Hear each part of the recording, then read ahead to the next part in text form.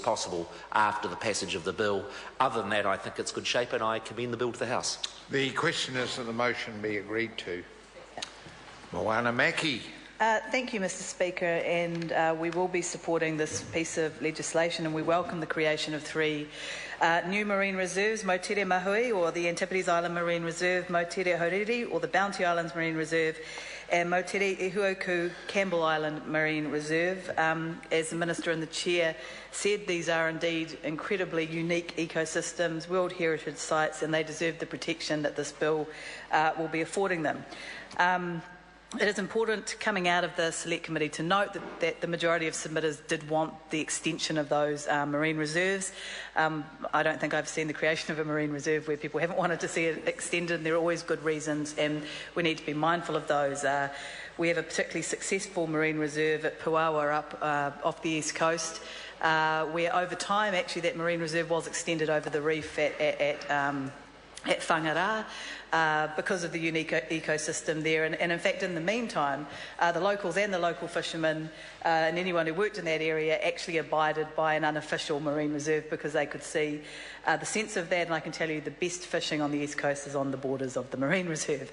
And anyone who says no one will know where those borders are just need to look where the fishing boats are, and that will tell you. But I remember going with the Honourable Chris Carter when he was Minister of Conservation and Government to have a look at the success of that marine reserve, and it had been highly controversial. There's this idea of locking up the ocean, which I always found slightly odd, given that fish are going to freely move in and out of marine reserves.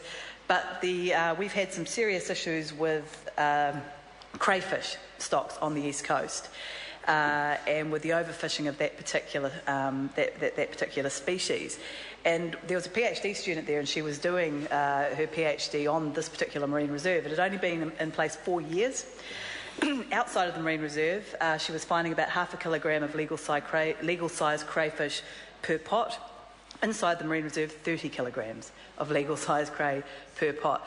I don't know how the crayfish knew to stay within the marine reserve. I'm not quite sure what kind of communications were going on there.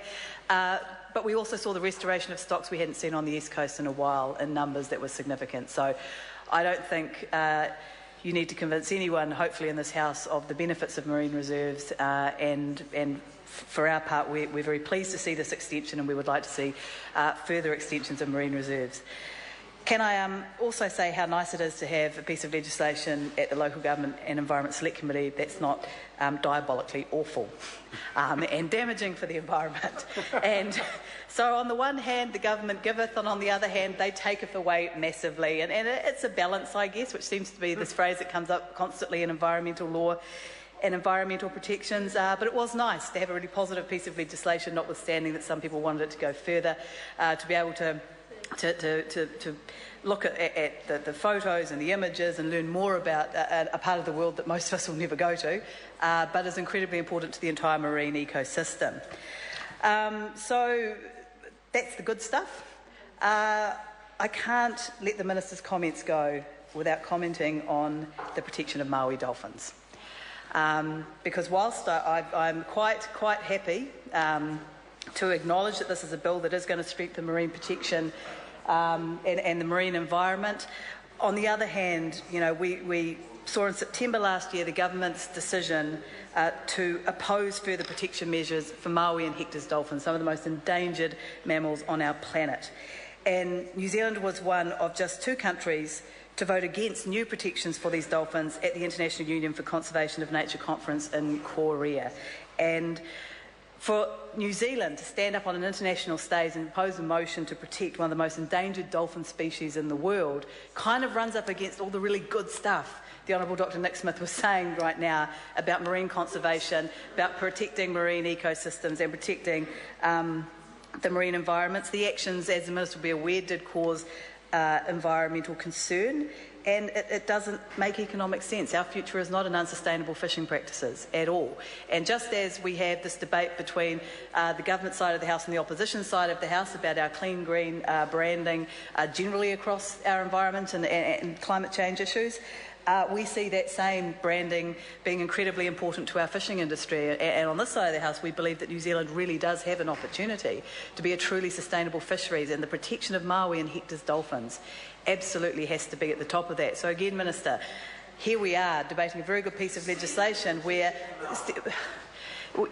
yes, Minister, but we voted against proper protections on an international stage. Yes, we did, which would have seen, and the protections haven't gone as far as every single expert who is working in the area of the conservation of Hector and Maui's dolphins has told us we need to do if we don't want to see a native species die out and become extinct on our watch.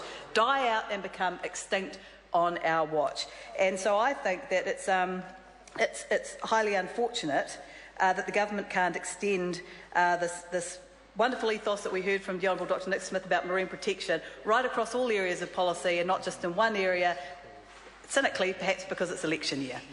Cynically, maybe, but you get that way in this place. And I want to come back to another issue as well, which I think flies against the very good ethos we've heard here about the protection of marine environments. And that's actually the protection of our other waterways, which feed into our marine environment, all of which is part of one great big ecosystem. And it does worry me sometimes when I hear National Party ministers just say, well, you shouldn't have any kind of water from rivers flowing out into the ocean because it's a waste. We should all put it in a dam. Like, I mean, water storage is a fine idea. Yeah, go back and have a look at what the Minister said. It's a great idea, but not having water go out to the ocean is not a waste. It's actually a really important part of an ecosystem. And at the moment we have a very important process going on to decide about a water storage system in the Hawke's Bay which would turn the Tukituk River catchment toxic. It will turn the Tukituk toxic. That is the concern of the many environmental groups and experts that have appeared before a truncated Board of Inquiry process which has been geared against community organisations where Department of Conservation, for some reason, and maybe the Honourable Nick Smith can enlighten us as to what that reason was, the Department of Conservation, who saw fit to produce a large submission on the Dunedin City Council discharging more stormwater, didn't see fit to provide a submission on whether or not the Rūtaniwha dam scheme would turn the Tukituk River catchment toxic. Now, I'm not sure why that is, Dr Nick Smith, and maybe you might have more of an idea about that than me. So the burden has fallen. The Department has decided that. No one believes that for a second. So what we have is that the burden has fallen to community groups, to individuals, to local iwi, and to local and to NGOs, to pick up what the government where the government has slacked off, where the government has not done their job in protecting the conservation of our waterways. So we've got a truncated process. We have NGOs and community organisations and individuals and iwi who haven't been properly consulted, who were messed around before Christmas, given days in the lead up to Christmas to change the times that they were doing their submissions, were given mere days for rebuttal. We have a process that is not protecting our waterways and which the public can have no confidence in. And there's no doubt that a number of these schemes are going to be controversial. That's why the process is so important. That's why the government's role in ensuring that the best analysis is done of water quality issues or any issue that goes through this Board of Inquiry EPA process is done to the highest standard, highest transparency, and isn't just a rubber stamping exercise that's going to turn the Tukituk catchment toxic. That's what it's going to do. That's what the experts are telling us what it's going to do. And we should be having a far greater look in that scheme at the single nutrient management system that is being proposed. We are opposed to an absolute dodgy process that isn't going to ensure the environment is protected. Dr Smith, no, I'm waiting to see what the Board of Inquiry comes out with. And, well, I think we know, but, you know, I'm prepared to give the process its shot, but from everything I've heard from people on the ground, Dr Smith, we know what the result's going to be. You know what the result's going to be. That's why you refuse to put anyone with water science speciality onto the Board of Inquiry. So, because they might actually know what they're talking about. I just want to finish up by referring to Dr Nick Smith's comments about the exclusive economic zone legislation.